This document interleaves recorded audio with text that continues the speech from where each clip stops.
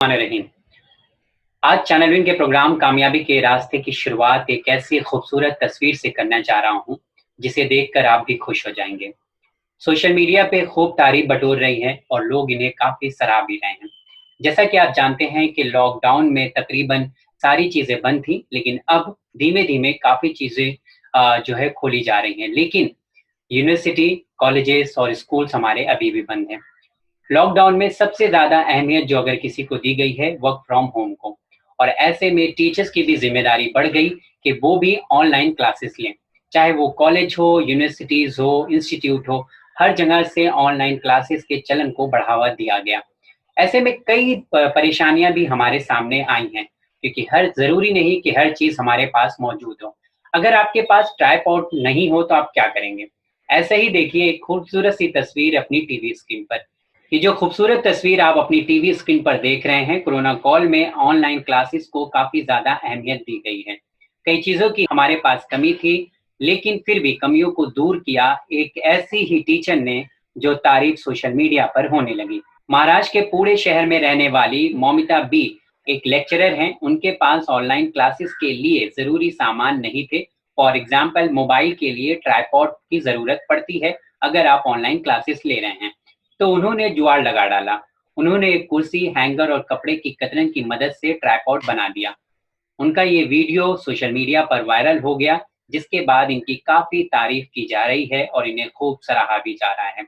नाज़रीन, ये खूबसूरत सी तस्वीर आपने अपनी टीवी स्क्रीन पे देखा। हम ऐसे टीचर्स को सलाम करते हैं जिनके पास हौसला होता है, साथ ही साथ इरादा भी होता है। जब वो ठान लेते हैं तो कर कर दिखाते हैं। पुणे की रहने वाली एक टीचर्स ने ऐसा ही कर दिखाया। अपने बच्चों को पढ़ाना था तो ट्राइपॉड बना डाला, जुगाड़ लगाया और खूब तारीफें भी बटोर ली। ऐसे ही टीचर्स हमारे साथ जुड़ रहे हैं।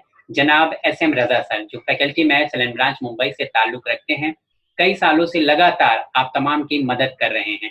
वो भी डेली ऑनलाइन क्लासेस लेते हैं, तो उनका भी एक्सपीरियंस जानने के लिए आइए हम आपको सीधे उनसे ले चलते हैं मुलाकात करवाने।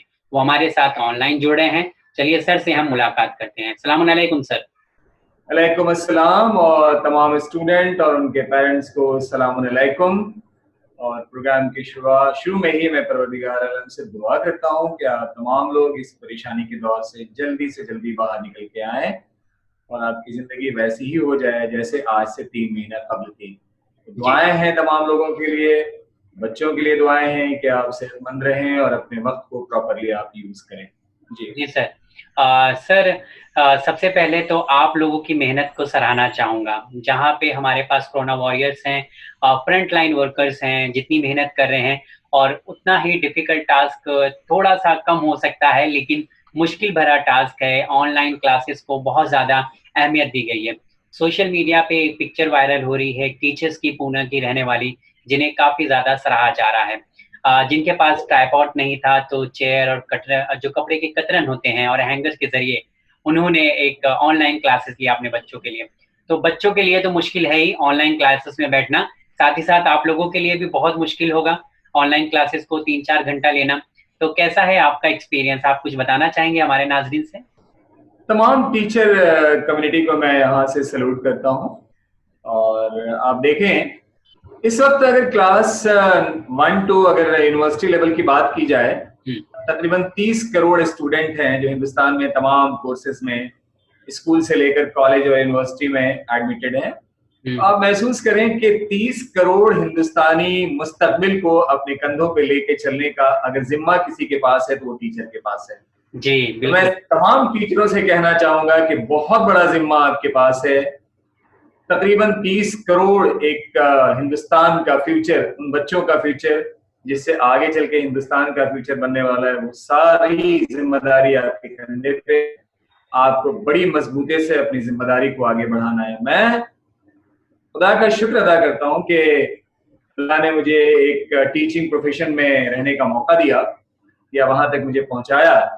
आप महसूस करें कि लॉकडाउन जब से हुआ है साजिद साहब, लोगों के बिजनेसेस बंद हैं, लोगों की ऑफिसेज बंद हैं, सारे काम बंद है। घर में लोग काम करने के लिए तरस रहे हैं, लेकिन अल्लाह का ये करम है आप टीचर्स पे कि आप घर पे भी रह के आप ऑन ड्यूटी हैं, आप ऑन वर्क हैं, आप घर से रह के पढ़ाने का काम कर रहे हैं। एंड अपार्ट फ्रॉम दिस, आपको घर से काम करने का मौका भी मिल रहा है और साथ साथ उस काम का आपको मॉनिटरिंग गेन भी मिल रहा है। तो दोनों चीजें आपको ऐसे वक्त में जिसके लिए मेजॉरिटी यानी बहुत सारे लोग परेशान हो रहे हैं, ये चीज आपके सामने नहीं है, ये चीज आपको परवरदिगार आलम ने प्रोवाइड किया है, इसके लिए उसका शुक्र। और साथ साथ जो जिम्मेदारी अपने कंधों पे आपने उठाई है उसको आगे बढ़ाना है और हिंदुस्तान को मजबूती से आगे लेके चलना है, क्योंकि सारी चीजें रुक सकती हैं, एजुकेशन का सिलसिला कभी रुक नहीं सकता है, उसे आगे लेके आपको बढ़ना ही है। तो आपने जो जिम्मा अपने कंधों पे उठाया है उसको लेके चलें, और मैं समझता हूं कि एक बहुत बड़े कॉज के लिए आप काम कर रहे हैं, तो डेफिनेटली आपको खुदा से, भगवान से, ईश्वर से, गॉड से आपको इसमें जरूर मदद हासिल होगी।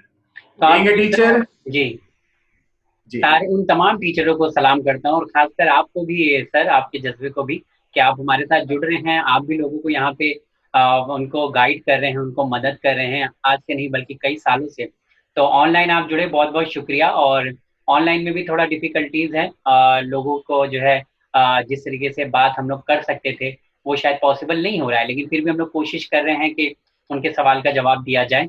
तो सर, कई सवाल भी आए हुए हैं, लेकिन सवालों की तरफ बढ़ूं, मैं चाहता हूं कि कुछ नोटिफिकेशंस अगर इम्पोर्टेंट है तो वो आप शेयर करें। प्रीवियस प्रोग्राम में हम लोगों ने नीट के बारे में बताया था कि नीट 26 जुलाई में पहले वाली डेट आगे जो बढ़ी है वो 26 जुलाई की हो गई है। जेईई मेंस का एग्जामिनेशन 18 से 23 जुलाई होना है। इसके अलावा आईसीएसई 10th क्लास के बोर्ड के एग्जामिनेशन कुछ रुक गए थे, लॉकडाउन की वजह से वो एग्जामिनेशन 1 जुलाई से शुरू होने जा रहे हैं। और आईएससी यानी 12th का भी एग्जाम जो उनका रुक गया था तकरीबन 7-8 पेपर का, वो भी एग्जामिनेशन 1 जुलाई से शुरू होने जा रहा है। तो जो बच्चे 10th आईसीएसई 12th आईएससी के लिए जिनके एग्जाम्स रुक गए थे, वो दोनों एग्जाम 1 जुलाई से 12 जुलाई के बीच में होंगे। और ध्यान रखें, ये पेपर एक एक दिन के गैप पे होंगे। तो अगर आपके पेपर बचे हुए हैं तो अभी से अपनी प्लानिंग करें और उन पेपर्स की आप तैयारी करें। और आने वाले वक्त में ये उम्मीद जताई जाती है, और बल्कि हम लोग दुआ भी करते हैं से कि हम लोग स्कूल बच्चों को आता हुआ देखें और जल्दी से आपको क्लासरूम में हम पढ़ाने के लिए खड़े हों। उम्मीद की जा रही है कि इंशाल्लाह 15 अगस्त के बाद क्लासेस वगैरह भी ऑन ट्रैक आ जाएंगी। तो एग्जामिनेशन जैसे मैंने बताया, जो बच्चे नीट के लिए हैं, जो बच्चे जेईई मेंस के लिए हैं, आप ध्यान रखें। रिमेनिंग बच्चे भी, जो बच्चे आईसीएसई वाले हैं, जो आईएससी वाले हैं, सारे बच्चे जो सिंसियर बच्चे हैं वो घर पे आजकल 24/7 है, वो सेल्फ स्टडी का ड्यूरेशन बढ़ा के अपनी तैयारी बहुत मजबूती से आगे बढ़ा रहे हैं। इसलिए अगर आप भी नीट के लिए या जेईई मेंस के लिए या आईसीएसई एग्जाम्स के लिए या आईएससी एग्जाम के लिए अगर आप तैयार हो रहे हैं तो आप अपने टाइम को प्रॉपर यूज करें, क्योंकि जो बच्चे पढ़ रहे हैं वो आपको टफ फाइट देने वाले हैं। बिल्कुल, कहीं ऐसा ना हो कि हम ये सोचे कि हम इतना नहीं पढ़ रहे हैं तो कोई नहीं पढ़ रहा होगा। ऐसा जरूरी नहीं है, क्योंकि बहुत सारे बच्चे हैं जो खूब वक्त का इस्तेमाल कर रहे हैं और सही तरीके से इस्तेमाल कर रहे हैं। बहुत सही है, आपने बात रखी। और मैं अपना शेड्यूल आपको बताता हूँ साजिद साहब। हम लोगों की क्लासेस मॉर्निंग में 8 o'clock से शुरू हो जाती हैं। और 8 o'clock से हम लोग ऑनलाइन आ जाते हैं, और ऑनलाइन क्लासेस लेने के बाद फिर डाउट सेशन भी हमारे ऑनलाइन होते हैं, और बच्चों के व्हाट्सएप पे और मैसेजेस और सारे क्वेश्चंस मोबाइल पे भी आते रहते हैं। तो तकरीबन बच्चे 11-12 बजे रात तक भी अपने क्वेश्चन सेंड करते हैं, और हम लोग उनके सॉल्यूशंस को इमीडिएट जवाब, मैंने जैसे उन्होंने क्वेश्चन भेजा, हमारी कोशिश होती है कि देन एंड देयर उनका सोल्यूशन हम प्रोवाइड करें। तो बच्चों का, जहां तक आपने कहा पढ़ने का मामला, जो बच्चे पढ़ने वाले हैं, जो बच्चे सिंसियर हैं, उनको खुशी इस बात की है कि हमको सेल्फ स्टडी करने का बहुत अच्छा मौका मिल गया है। हाँ, ट्रैवलिंग का प्लानिंग से बच रहा होगा, आने जाने का टाइम भी बच रहा होगा। और खाली एक प्रॉब्लम है कि आप सामने नहीं है उनके, लेकिन ऑनलाइन के जरिए या ऑफलाइन अगर हम बात करें तो भी जो है उनको सवालों का जवाब तो देना पॉसिबल है ही। अब देखें साजिद साहब, एक बात और मैं आपसे यहाँ कह रहा हूँ। कल के प्रोग्राम में, प्रीवियस प्रोग्राम को आगे बढ़ाया जाए, तो मैंने कहा था कि किसी भी चीज में अगर आप पॉजिटिव एंगल से उसको सोचते हैं तो आपको वहां पॉजिटिविटी दिखती है। आप महसूस करें कि आप ऑनलाइन क्लास ले रहे हैं, एक टीचर ऑनलाइन क्लास ले रहा है, उसके साथ 200 बच्चे जुड़े हुए हैं, लेकिन आप अपने रूम में अकेले उस टीचर के साथ जुड़े हुए हैं।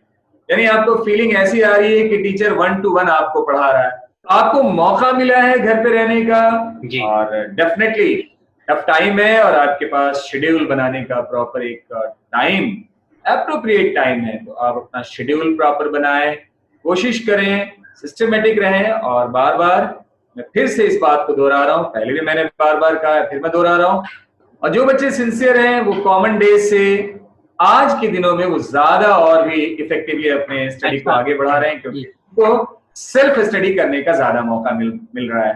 मतलब मैं आप तमाम नहीं चाहते हैं, वो ज्यादा से ज्यादा मेहनत कर रहे हैं और टाइम का सही इस्तेमाल भी कर रहे हैं। जी हाँ। तो आप भी उनके साथ कम्युनिकेट कर रहे हैं, तो मैं यही कहना चाहूंगा उन बच्चों से जो ऑनलाइन क्लासेस ले रहे हैं या ट्यूटोरियल्स में जिस तरीके से व्हाट्सएप के जरिए या अदर सोशल मीडिया के जरिए अपने टीचर से जो है राब्ता बनाए हुए हैं, बहुत जरूरी है बनाना, और बहुत सारे सवालों का जवाब भी हासिल करना जरूरी है। साथ ही साथ सर, हम लोगों के पास भी कुछ सवाल आए हैं, तो मैं चाहता हूं कि आप उनके सवाल का जवाब दें। इस प्रोग्राम की खासियत ही है कि हम सवालों के जवाब पहले देने की कोशिश करते हैं। प्लीज आप सवालात को लेके आगे बढ़ें, और खुशी हो रही है कि ऐसे टफ टाइम में भी बच्चे और पेरेंट हमसे जुड़े हुए हैं, हम उनका बहुत बहुत शुक्रिया अदा करते हैं। और फिर मैं दुआगो हूँ कि आप लोग तमाम जितने लोग हैं वो सेहतमंद रहें और बच्चे एक कामयाब मुस्तकबिल की तरफ उनका कदम आगे बढ़ता रहे।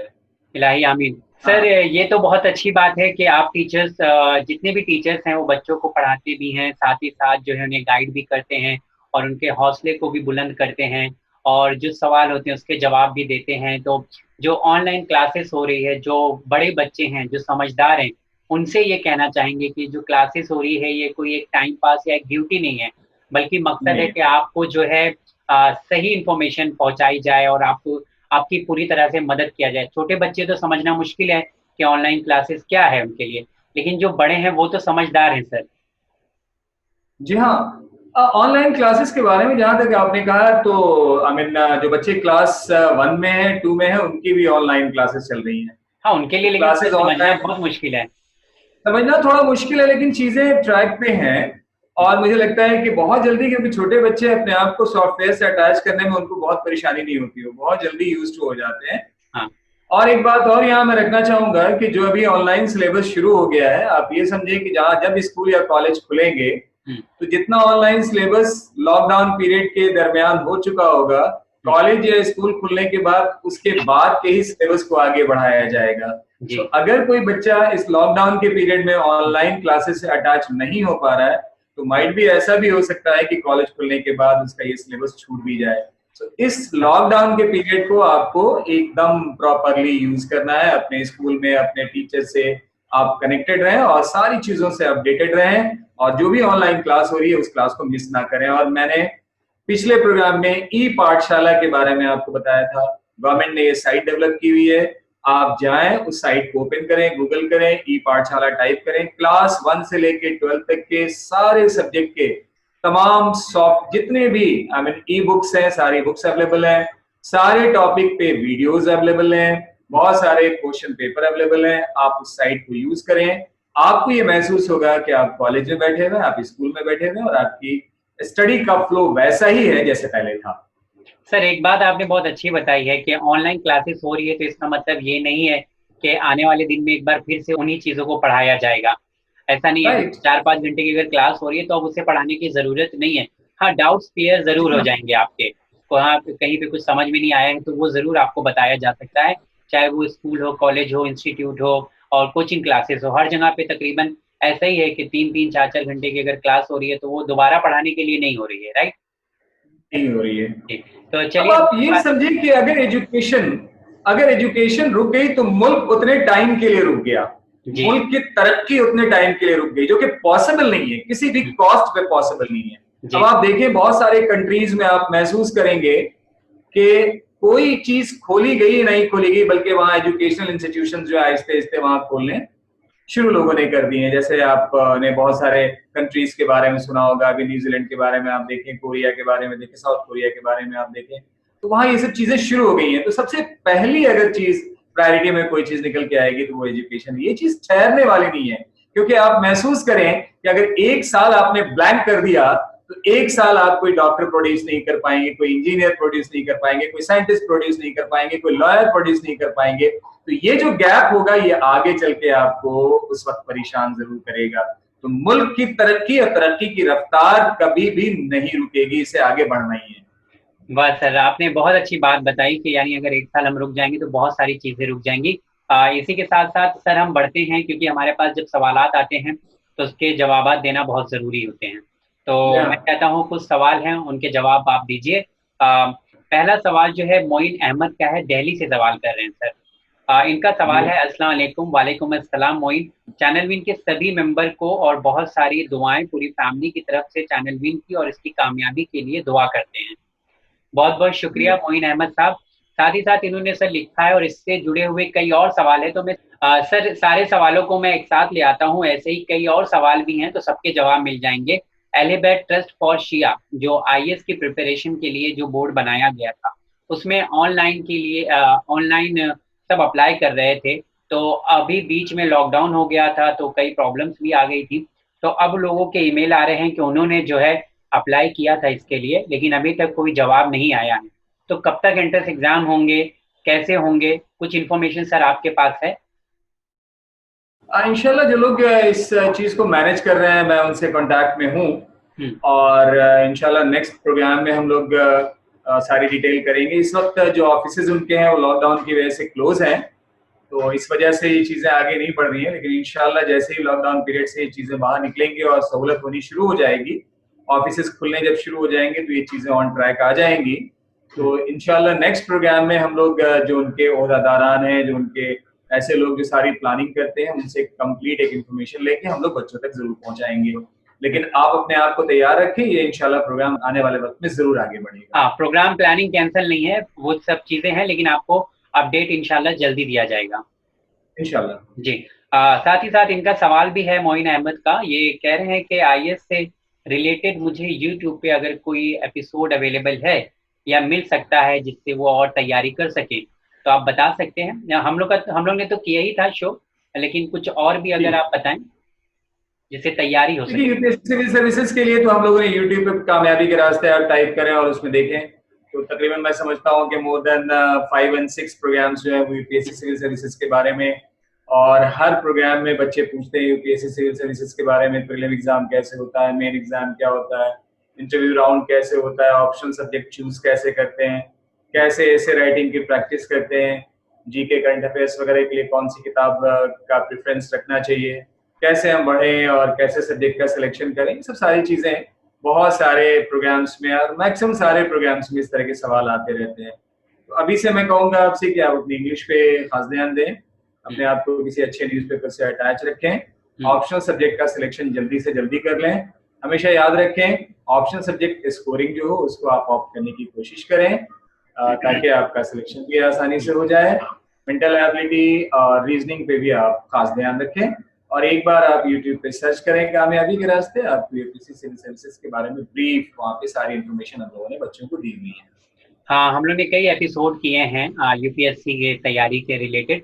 साथ ही साथ एक और सवाल है सर जो मैं करना चाहूँगा।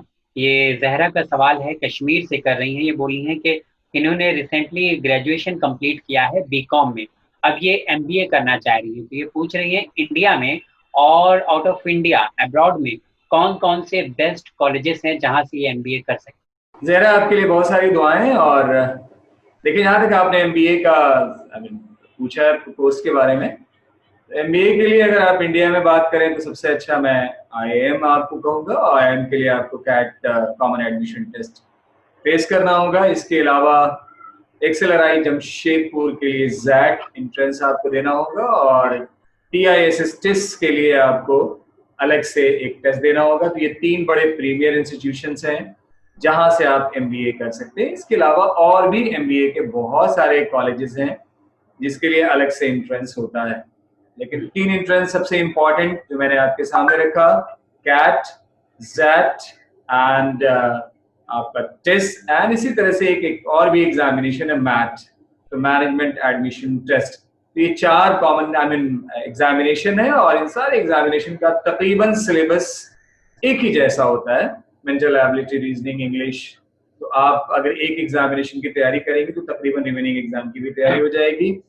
अब्रॉड जाने के लिए एंट्रेंस एग्जामिनेशन आपने सुना होगा, लंदन स्कूल ऑफ इकोनॉमिक्स का अलग एंट्रेंस है, एमआईटी के लिए अलग एंट्रेंस है, उनका अलग अलग वे है, लेकिन इंडिया में जो मैंने बताया आपको उसमें CAT, XAT, TISS and MAT examination. Okay. तो जहरा को ये 4-5 एंट्रेंस एग्जाम है, कैट, मैट, और सर आपने एक आईएम का भी लिया है तो कैट ही देना पड़ेगा, राइट? जी, आईएम के लिए कैट देना पड़ेगा। जैट जो है वो एक्सएलआरआई जमशेदपुर के लिए, ओके। टिस मुंबई का अलग है, टिस के हाँ, लिए टाटा अलग इंस्टीट्यूट टेस्ट है। का। और इसके अलावा मैथ मैनेजमेंट एडमिशन टेस्ट, बहुत सारे कॉलेजेस जहाँ पे एमबीए होते हैं वो कंबाइंडली एक बैनर के तहत उनका टेस्ट होता है, वो एग्जामिनेशन मैट है। और मैट के तहत तकरीबन 100 कॉलेजेस ऐसे हैं जो एमबीए का कोर्स ऑल ओवर इंडिया किसी ना किसी लोकेशन पे आपको प्रोवाइड करते हैं। ओके। अच्छा, कैट का जो एंट्रेंस एग्जाम है उसके जरिए तकरीबन सारे बड़े इंस्टीट्यूट में एडमिशन मिल जाएगा? सारे आईएम्स में एडमिशन मिल जाएगा, और इसके अलावा बहुत सारे कॉलेजेस ऐसे हैं जो कैट के स्कोर के थ्रू अपने यहाँ एमबीए में दाखिला देते हैं। इसके अलावा अलीगढ़ मुस्लिम यूनिवर्सिटी का एमबीए का टेस्ट अलग है, जेएमआई जामिया मिलिया इस्लामिया का अलग से एंट्रेंस है, तो वो एंट्रेंस भी अगर आप चाहें तो अपीयर हो सकती है। ओके, तो चलिए सर, बहुत बहुत शुक्रिया। और साथ ही साथ बढ़ता हूँ अगले सवाल की तरफ। अगला सवाल है, अस्सलाम वालेकुम। वालेकुम अस्सलाम। सॉफ्ट लोन के बारे में अगर स्कॉलरशिप वगैरह की कोई प्रोग्रामिंग की स्कीम है आपके पास, इंफॉर्मेशन है तो आप बताएंगे। देखिए, 2-3 ऑर्गेनाइजेशन जिनको मैं जानता हूँ, जैसे आप टीएमटी, तौहीदुल मुस्लिम इंटरेस्ट जो लखनऊ में बेस्ड है, आप वहाँ अप्लाई कर सकते हैं। इसके अलावा अंजुमन वजीफा सादात मोमिनीन लखनऊ में है, वहाँ पे आप अप्लाई कर सकते हैं।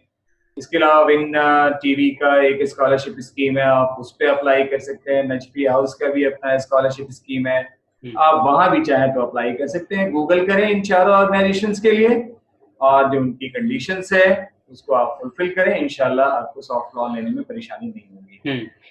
चैनल विन के लिए अगर आप अप्लाई करना चाहते हैं तो एजुकेशनल ट्रस्ट है, www.channelwin.tv पे जाएंगे, वहां पर एजुकेशनल ट्रस्ट है, वहां पे सारी इंफॉर्मेशन दी हुई है, आप पढ़ सकते हैं और अप्लाई भी कर सकते हैं। सर बढ़ता हूँ अगले सवाल की तरफ। सर अगला सवाल जो है मोहम्मद लारैब का है। मोहम्मद लारैब एक ऐसे स्टूडेंट है सर जो हमेशा सवाल करते रहते हैं, और आपने भी देखा होगा कि अक्सर एपिसोड में मतलब ये गाइडेंस हेल्प लेते रहते हैं। बहुत अच्छी बात है, ये लगातार जुड़े हुए हैं चैनल विन के साथ। मोहम्मद लारेब, आपका शुक्रिया अदा करते हैं। ऐसे बहुत कम लोग हैं जो लगातार सवाल करते रहते हैं। तो ये सर कह रहे हैं मोहम्मद लारेब के अलीगढ़ मुस्लिम यूनिवर्सिटी से अगर स्कूलिंग कोई बच्चा करता है या ये करते हैं तो आने वाले अगले क्लास में 50% रिजर्वेशन कोटा है वहां पर स्कूलिंग के बाद, यानी कॉलेज की तरफ। और लारैब, बहुत बहुत शुक्रिया और बहुत सारी दुआएं आपके लिए कि आप इस प्रोग्राम से हमेशा जुड़े हुए हैं और सारे अपने सवाल आप हमारे पास लिख के भेजते हैं। जहां तक आपने अलीगढ़ मुस्लिम यूनिवर्सिटी के बारे में आपने क्वेश्चन राइज किया है, तो आप ध्यान रखें कि 11th-12th साइंस से करने के बाद अगर आप पीसीएम करते हैं तो वहाँ जो एंट्रेंस एग्जामिनेशन इंजीनियरिंग का है, बीटेक में दाखिले के लिए आपको वहाँ पे इंटरनल का कोटा आपको मिलेगा। उसी तरह से अगर आप एमबीबीएस में दाखिला लेना चाहते हैं लेकिन एग्जामिनेशन नीट के थ्रू आपको देना होगा, और वहाँ पे रिजर्वेशन आपको मिलेगा इंटरनल का। उसी तरह से अगर आप ग्रेजुएशन के बाद वहाँ एमबीए करना चाहेंगे और वहाँ से अगर आप ग्रेजुएट होंगे तभी आपको इंटरनल कोटा मिलेगा। सो ये चीज़ आपने सही इन्फॉर्म आपको किसी ने किया है, और मैं भी यहाँ से उसको कंफर्म कर रहा हूँ कि अलीगढ़ मुस्लिम यूनिवर्सिटी में अगर आप 11th-12th करते हैं तो उसके बाद इंजीनियरिंग या मेडिकल, दोनों में से जिस तरफ आप जाना चाहेंगे आपको इंटरनल का कोटा अवेलेबल वहाँ पे होगा।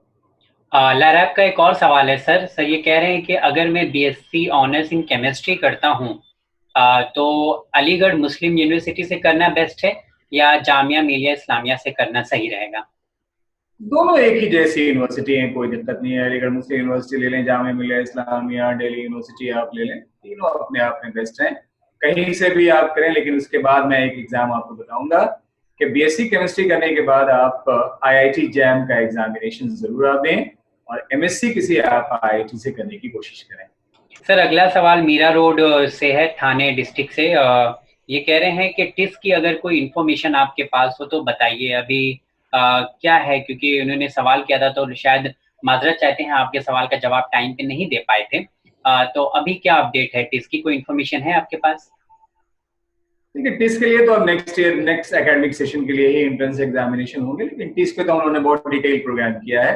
तो एक बार आप अगली बार जरूर आप लिखें कि टिस में किस कोर्स के लिए आप इंटरेस्टेड हैं, ताकि मैं उस कोर्स के बारे में आपको डिटेल करूं और बताऊं कि आने वाले वक्त में कब उसका फॉर्म निकलेगा और कब एंट्रेंस एग्जामिनेशन होगा। और उस एग्जामिनेशन का सिलेबस कैसा होगा और पेपर का पैटर्न कैसा होगा। सर बहुत बहुत शुक्रिया। बढ़ता हूँ अगले सवाल की तरफ। अगला सवाल जो है तौसीफ हसन का है। ये चांदबाग दिल्ली के रहने वाले हैं। इनका सवाल है सर, 12th के बाद डाइट कोर्स फॉर टीचर्स के बारे में आप कुछ इन्हें राय दें। चलिए एडमिनिस्ट्रेशन की साइट पे ये जाएं और वहां पे डाइट के बारे में कंप्लीट इंफॉर्मेशन दी हुई है। उसे एक बार आप गूगल करें और डाइट टाइप करेंगे तो अपने आप सारी इंफॉर्मेशन निकल के चली आएगी। और इस कोर्स को करने से ज्यादा बेहतर मैं आपके लिए कहूंगा कि पहले आप ग्रेजुएशन कर लें और ग्रेजुएशन करने के बाद आप बीएड करें, क्योंकि डाइट करने के बाद बहुत लिमिटेड आपके पास स्कोप बनेगा। लेकिन अगर आप बीएड कर लेंगे तो आपके पास स्कोप ज्यादा आ जाएंगे। तो बीए बीएड करने की आप कोशिश करें। वैसे डाइट के लिए जैसे 12th के बाद आप इसे स्टार्ट कर सकते हैं। एलिमेंट्री टीचिंग के लिए ट्रेनिंग कोर्स होता है और दिल्ली एडमिनिस्ट्रेशन की साइट पे इसकी पूरी इंफॉर्मेशन मौजूद है। Okay, alright sir. दूसरा सवाल है, इससे पहले 2 साल पहले शरफ रिजवी ने सवाल किया था। उनका सवाल मैं पढ़ना चाहूंगा सर। इन्होंने लिखा है, अस्सलाम वालेकुम। वालेकुम अस्सलाम। I am Sharaf Rizvi from Aligarh city and I text you second time previously second year ago when I was preparing for AMU 11th entrance exam, and I want to tell you that by your lovely wishes I was successfully admitted there with PCM stream. अल्हम्दुलिल्लाह, congratulation. और साथ ही साथ इन्होंने आगे भी लिखा है, as I told you that I had great interest in computer programming, I have developed some utility software. अल्हम्दुलिल्लाह, ग्रेट अचीवमेंट। और by the grace of Allah and the blessings of Ahlul Bayt alayhimussalam, now I have become a software developer. Now I have become a developer and I have my own software company, Sayyid SR Developer. Sir इतनी छोटी सी उम्र में इन्होंने जब आपसे सवाल किया और उसके बाद उन्होंने कहा कि कंप्यूटर सॉफ्टवेयर में इन्हें इंटरेस्ट है, तो इन्होंने सॉफ्टवेयर इंटरेस्ट भी जो है अपना पूरा किया, वो टारगेट अचीव किया और साथ ही साथ इन्होंने एक कंपनी भी बनाई है। और इनका एंड्रॉइड जो है, इनका जो सॉफ्टवेयर है वो गूगल प्ले स्टोर पे भी अवेलेबल है, इनका कहना है। एंड इनका साथ ही साथ कहना है कि I develops Android apps commercially. I hope you will be happy. अल्हम्दुलिल्लाह, हम लोग खुश हैं कि आपने 2 साल पहले जो है सवाल किया था और उसके बाद आज आप बता रहे हैं कि आपने इसे अचीव भी कर लिया है, तो यकीनन बहुत खुशी की बात है सर। इसके साथ साथ इन्होंने एक और सवाल किया है, उसके बाद आप अपनी राय रखें सर। इन्होंने लिखा है कि currently I am preparing for IIT and AMU BTech, so please bless me with your guidance and I hope I will stand up to your expectation, इंशाल्लाह, आमीन।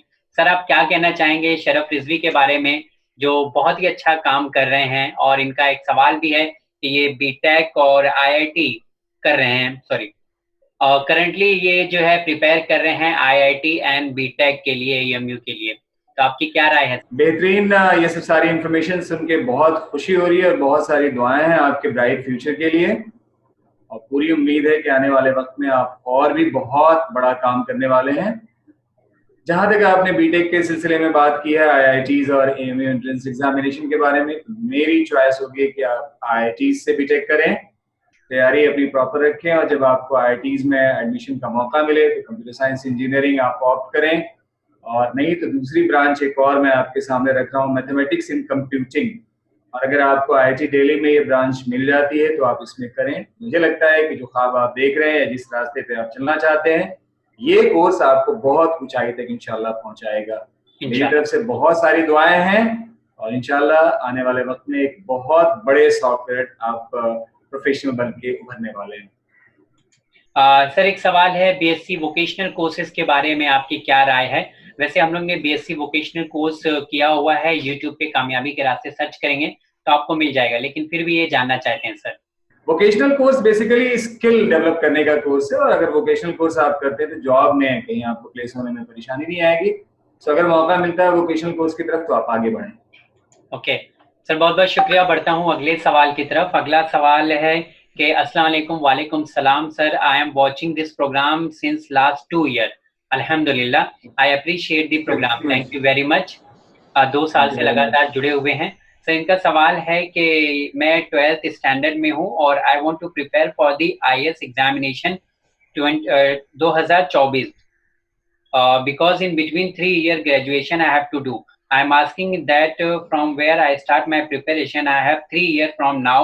और साथ ही साथ इन्होंने ये भी पूछा है सर कि 3 साल मेरे पास हैं और जो मैं पढ़ाई करता हूँ वो मैं भूल जाता हूँ। तो आपकी क्या राय है, क्योंकि इस यूपीएससी की तैयारी करना एक टफ काम है, तो ऐसे में आपकी क्या राय है कि इन्हें कैसे रिवाइज करना चाहिए और कैसे ये मैनेज कर सकते हैं तैयारी को? दो सवाल इन्होंने किया है। पहला सवाल कि कब से तैयारी शुरू करें, तो मैं कहूंगा कि योर टाइम स्टार्ट्स नाउ। आज से ही शुरुआत आज से ही हो जानी चाहिए आपकी। दूसरी बात, आप भूलते हैं, देखिए घबराएं नहीं, पेशेंस डाउन मत करें अपना। घबराहट में इंसान बहुत सारी चीजें भूलता है। प्रैक्टिस करें चीजों को, एक बार पढ़ने के बाद बार बार लिखने की कोशिश करें। एग्जाम मुश्किल नहीं होता है, सिलेक्शन मुश्किल होता है। तैयारी ठीक से कीजिए, सिलेक्शन आसानी से हो जाएगा। बहुत सारे विषय आपके लिए, क्योंकि अभी से आपने सोचा है 3 साल का वक्फा है, सिस्टमेटिक रहिएगा, एंट्रेंस बहुत आसानी से आप क्वालिफाई कर लेंगे सर, इंशाल्लाह। इनको थोड़ा सा डर होती है जब ये पढ़ाई करते हैं। फॉर एग्जाम्पल, अगर कोई टॉपिक पढ़ रहे हैं वो आज, तो इन्हें डर जी होता है कि मैं भूल जाऊंगा। और अभी 3 साल है तो इनके पास काफी टाइम है यूपीएससी एग्जाम की तैयारी करने में। तो वो डर को कैसे निकालना है इन्हें? देखिए, मुश्किल कुछ भी नहीं है। आप ये समझिए कि ऐसे ऐसे बच्चे यूपीएससी सिविल सर्विसेज क्वालिफाई करते हैं जिनके 10th में 60% मार्क्स होते हैं, जो गांव के कल्चर से निकले हुए होते हैं, जिनके पास रिसोर्सेज भी नहीं होती है, लेकिन उनके अंदर एक तहिया होता है, एक उनके अंदर डिटर्मिनेशन होता है। तो आप भी पहले अपने अंदर एक मजबूत इरादा ले आए, घबराहट अपने अंदर से निकाल के फेंक दें। घबराएंगे, नेगेटिव साइकोलॉजी होगी, वहीं से चीजें आप भूलनी शुरू कर देंगे। तो घबराहट एकदम नहीं होना है, पढ़िए मन से, क्योंकि सक्सेस का एक ही मंत्र है, रेगुलरिटी से अपने आप को लगाए रखें। कभी भी सक्सेस का कोई शॉर्टकट नहीं होता है। पढ़िए, मन से पढ़िए, दिल से डर को निकाल दीजिए। जी, और सर ने जैसा कहा कि टाइम आपका शुरू हो चुका है। सर, बढ़ता हूँ अगले सवाल की तरफ। अगला सवाल जो है सैयद मोहम्मद फजल का है, न्यू दिल्ली से। ये कह रहे हैं कि मैं 8th क्लास में हूँ। I want to prepare for become a lawyer and barrister, so please give me some valuable suggestion and advice. देखिए, ऐसे टफ टाइम में, ऐसे लॉकडाउन के पीरियड में जहां इंसान परेशान है, लेकिन इतने छोटे बच्चों के इतने अच्छे सवालात आते हैं, जी तो बड़ी बेहद खुशी होती है। देखिए, 12th के बाद आप CLAT examination, common law admission test की तैयारी अभी से आप शुरू कर दें। साथ साथ जीके, इंग्लिश वगैरह अपनी अभी से 8 से ही आप अच्छी रखें। 12th के बाद क्लैट आप फेस करें। क्लैट क्वालिफाई करने के बाद आप वहां से लॉ पास करें। उसके बाद फिर आप एलएलएम करें, और उसके बाद फिर आप कहीं पे प्रैक्टिस करें, और उसके बाद तब आप एग्जामिनेशन देके और ऑब्वियसली जज बने and then barrister. No issue at all. CLAT entrance examination आपके लिए पहला पार्ट। सर, बहुत बहुत शुक्रिया, आपने वक्त निकाला और हमारे साथ जुड़े। हमारे बच्चे जो व्यूवर्स हैं हमारे, जो बहुत ही बेसब्री से इंतजार कर रहे थे सवाल के जवाब का, आपने बहुत अच्छे तरीके से जवाब दिया। और अभी भी मैं कहना चाहूंगा उन बच्चों से जो सवाल पूछना चाहते हैं, और अगर कोई डाउट्स है जो आज के सवाल हमने सर के सामने रखे और जवाब में अगर कुछ आपको लगता है कि कुछ और पूछना चाहिए, तो बिल्कुल आप पूछ सकते हैं, कोई परेशानी की जरूरत नहीं है। तो अपना सवाल आप हमें ईमेल कर सकते हैं। हमारा ईमेल एड्रेस है winislam@gmail.com। साथ ही साथ व्हाट्सएप के जरिए भी आप तमाम अपने सवाल हमसे पूछ सकते हैं। हमारा व्हाट्सएप नंबर है 9930474147। इंशाल्लाह अगले एपिसोड में सर आपसे मुलाकात होगी और फिर से कुछ सवाल होंगे, नए टॉपिक्स पे इंशाल्लाह बात भी करेंगे। बहुत बहुत शुक्रिया सर हमसे जुड़ने के लिए। Thank you. Thank you very much.